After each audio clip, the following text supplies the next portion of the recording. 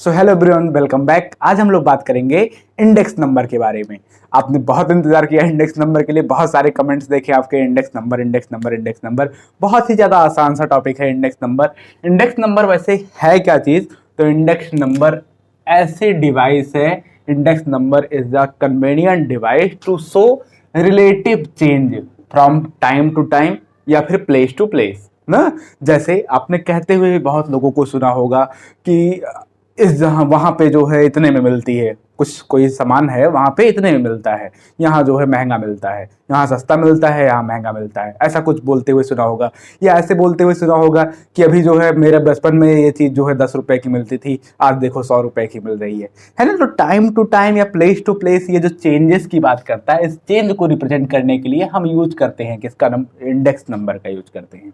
तो index number, अगर इसके एग्जांपल्स की बात करें तो जैसे सबसे बढ़िया एग्जांपल जो आप रोज देखते हो, सेंसेक्स पेपर वगैरह में देखते हो ना, टाइम टू टाइम चेंज होता रहता है। सेंसेक्स हो गया, सीपीआई हो गया, कमोडिटी प्राइस इंडेक्स ना, कमोडिटी प्राइस इंडेक्स। ये सारी चीज़ें जो है, बहुत सारी चीज़ें ऐसे एग्जांपल्स में लिखेंगे तो बहुत सारे एग्जांपल्स हो सकते हैं। तो सेंसेक्स, प्राइस, ये सब जो है इंडेक्स नंबर के एग्जांपल्स में आ गए। ठीक है। इंडेक्स नंबर का फॉर्मेशन करते टाइम ध्यान क्या क्या रखना चाहिए आपको, कौन कौन सी चीज़ें जो है आपको ध्यान में रखनी होंगी इंडेक्स नंबर के फॉर्मेशन में। तो सबसे पहली चीज़ जो होगा वो selection of data.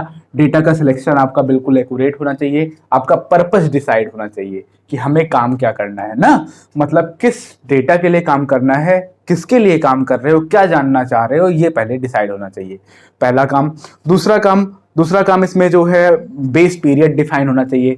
Base period का मतलब कि जैसे मान लीजिए किसी सामान का प्राइस 1998 में कुछ है, 1999 में कुछ है, और 9200 में कुछ है, 2000 में कुछ है। ठीक है, 2000 में कुछ है।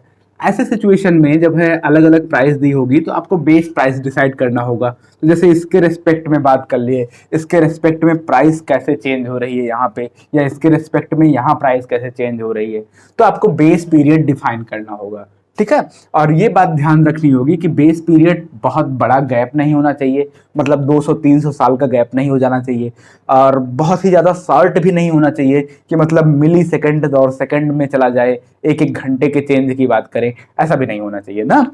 तो थोड़ा सा जो है ना बहुत ज़्यादा लंबा हो बेस पीरियड, और ये टाइम का गैपिंग ना बहुत ही छोटा हो। और इसमें जो है बात होना चाहिए एवरेज का यूज करना चाहिए ना। और उसके बाद फिर वेरिएबल जो है आपको डिफाइन करने होंगे, कौन कौन से वेरिएबल हैं, किसके किसके चेंज की बात कर रहे हो। अलग अलग प्राइस पता है तो किसके रिस्पेक्ट में कौन सी प्राइस कहाँ बढ़ रही है, कहाँ घट रही है, वेरिएबल को अभी आपको ध्यान में रखना होगा कि कौन सा वेरिएबल है। ठीक है। फिर उसके बाद फार्मूले के सिलेक्शन में कई सारे फार्मूले हम पढ़ेंगे ना, less pierce method, past method, ये सारी चीज़ें, बहुत सारे मेथड्स हैं। उन मेथड्स में से कौन सा फार्मूला कहाँ अप्लाई करें, इसको भी हमें ध्यान में रखना होगा। तो ये सारी चीज़ें अगर हम इंडेक्स नंबर के फॉर्मेशन के टाइम पे ध्यान रखेंगे तो हमारा काम एकदम एक्यूरेट होगा। इसके साथ ही कुछ लिमिटेशंस भी हैं इंडेक्स नंबर में। लिमिटेशंस की अगर बात की जाए तो इंडेक्स नंबर में ये कोई एक्यूरेट वैल्यू नहीं देता है। मतलब आप किसी इंडेक्स नंबर को देख के एक बस रिलेटिव चेंज बता सकते हो कि हाँ जो है बढ़ रहा है, घट रहा है, क्या हो रहा है, कितना बढ़ रहा है, कैसे बढ़ रहा है, हो क्या जाएगा एक्चुअल में, कोई भगवान नहीं है ना। तो ये एग्जैक्ट बात नहीं कर पाता है। पहली चीज, ये वेरिएबल्स में बात करता है। दूसरी चीज, ऐसे ना तमाम जो है इसके लिमिटेशंस हम बता सकते हैं। डेटा जो है इसमें क्वांटिटेटिव डेटा नहीं है, क्वालिटेटिव डेटा नहीं है, सिर्फ क्वांटिटेटिव डेटा है, एक नंबर की बात करता है, कैरेक्टरिस्टिक किसी चीज़ की नहीं बता पाता है। ठीक है। जैसे और भी वहाँ जब हम पढ़े थे जो है सेंट्रल टेंडेंसी वगैरह, तो वहाँ भी हमने ये चीज़ बताई थी। अभी वही बात यहाँ भी है कि इंडेक्स नंबर भी वो चीज़ नहीं बता पाता, ये भी जो है क्वांटिटेटिव डेटा के बारे में ही बात करता है। इंडेक्स नंबर को निकालने के लिए दो मेथड हैं। इंडेक्स नंबर, जैसे कि इसको डिनोट कैसे करते हैं, पहले तो इसका नोटेशन ही जान लीजिए। इसका नोटेशन होता है कि जो है P01, इसको पढ़ते हैं कैसे, 1 on 0, और ये क्या होगा, ये जो सेकंड पहले प्लेस पर लिखा होगा इसे हम बताएंगे कि ये क्या है, बेस पीरियड है। ठीक है, उसे हम 0 लेके चलेंगे, उसके रेस्पेक्ट में पहले वाले टाइम पीरियड पे कितना चेंज है, कैसे इंडेक्स नंबर है, क्या है। तो हम जो है एक सबस्क्रिप्ट की हेल्प से किसी अल्फाबेट को लेके प्राइस, जैसे ये है प्राइस इंडेक्स, तो प्राइस इंडेक्स को हम इस तरीके से डिनोट करते हैं। मेथड्स में अगर इंडेक्स नंबर को फाइंड करने के मेथड्स की बात की जाए तो मेथड्स में दो तरीके के मेथड हैं। एक है नॉन वेटेड या अनवेटेड और एक है वेटेड मेथड, अनवेटेड और वेटेड। ठीक है, वेटेड। आज हम लोग डिस्कस करेंगे अनवेटेड मेथड। अनवेटेड मेथड में दो चीजें हैं, एक है simple aggregate method, simple aggregate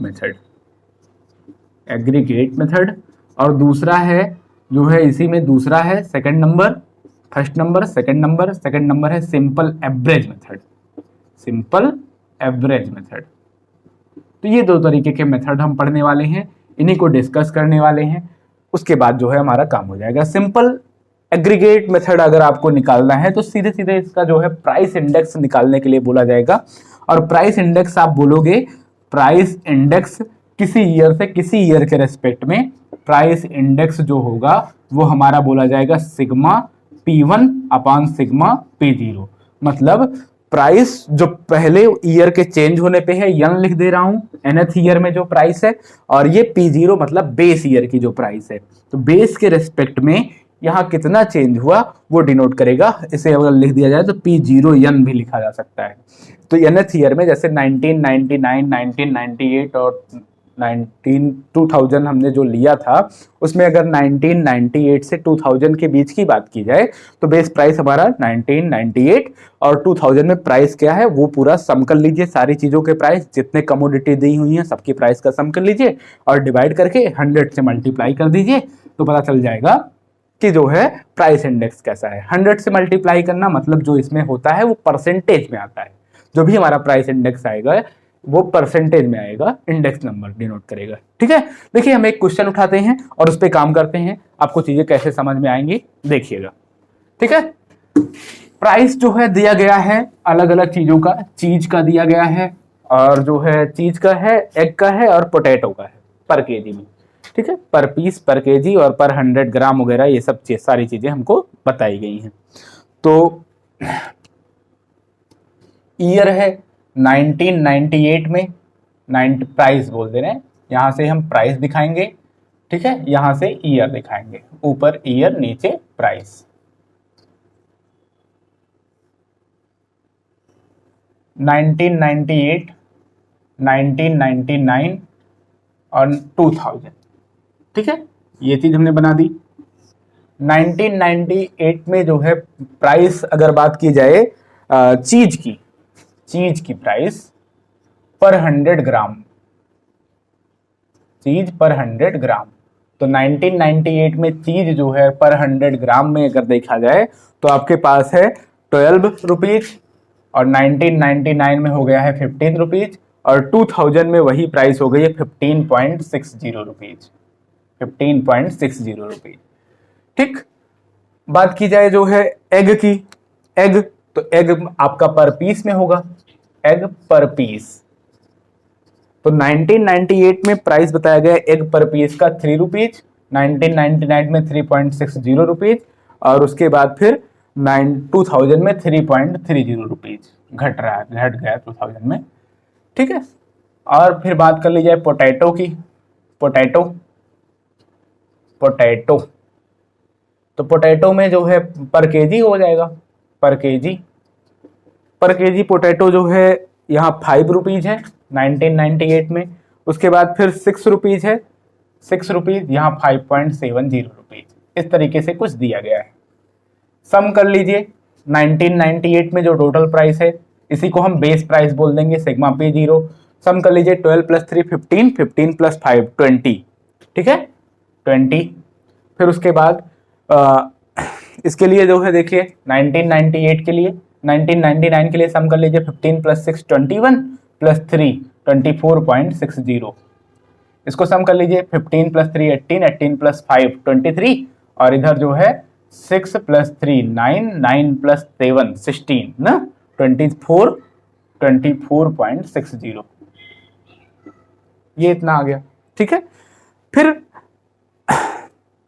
simple aggregate index अगर बात की जाए कि from price index price index from 1998 to 1999, ये जरा देखें तो क्या आएगा, sigma P N upon sigma P0 into 100, यही काम करते हैं। सिग्मा PN 1999 में कितना हो गया, 24.60, और यहाँ कितना है 20, इसमें जो है 100 से मल्टीप्लाई कर दीजिए, 5 से यहाँ मल्टीप्लाई कर दीजिए, 2 5 जा 10, 5 से मल्टीप्लाई कर दीजिए, 0 2 6 जा 5 6 जा 30, 0 पॉइंट लगाया, 5 4 जा 20, 20 प्लस 3 23, 5 2 जा 10, 10 प्लस 2 12, 123 ना, 123, 1998 से 1999 तक, ठीक है, ये काम हो जाएगा। अगर 2000 को देखा जाए, प्राइस इंडेक्स इन 2000 ओवर 1998, तो 1998 वाले को आप बेस रखोगे, बेस प्राइस जो है आपका पूरा सम करके आया है 20, ठीक है 20, और फिर 2000 में जो है प्राइस आई है 24.60, इसमें जो है 100 से मल्टीप्लाई कर देंगे, वही आ जाएगा 123, ठीक है। तो प्राइस इंडेक्स सबके लिए निकल जाएगा। जो बेस के लिए है, अगर सिर्फ उसी के लिए निकाला जाए तो उसके लिए 100 आएगा, 100 के रिस्पेक्ट में ये जो है 23 बढ़ गया है 123, और ये भी जो है 23 बढ़ गया है, बेस अगर ये है तो उसके रिस्पेक्ट में तो 123, ठीक है। तो प्राइस इंडेक्स कुछ इस तरीके से डिनोट किया जाएगा, ये सिंपल एग्रीगेट मेथड है ना, इसमें जो है प्राइस इंडेक्स अगर आपको निकालने को आता है तो ये काम है। ज्यादा क्वेश्चंस इसके बहुत ज्यादा जो आपके एग्जाम में पूछे जाते हैं, फार्मूले सीधे पूछ लिए जाते हैं, या जो बुक में भी दिया गया है मोस्टली यही सब दिया है, फार्मूले पूछ लिए जाते हैं, या फिर पूछा जाता है कि जो है क्या काम है, जो कॉन्सेप्चुअल क्वेश्चन है, थ्योरेटिकल पार्ट से क्वेश्चन पूछता है, तो आपको इतना पढ़ लेना है कि जो है क्या है फॉर्मेशन कैसे करते हैं, क्या क्या चीज़ें ध्यान रखनी होंगी, लिमिटेशंस क्या हैं, फायदे क्या हैं, ये सारी बातें जो है समझ लेनी है, एक बार देख लीजिएगा ना। बाकी जो है हमने थोड़ा सा रिदम में ला दिया है, पढ़ लीजिए। इसके बाद फिर जो है वेटेड मेथड की हम बात करते हैं, उसमें कई सारे फार्मूले हैं, वही थोड़ा सा टिपिकल भी है।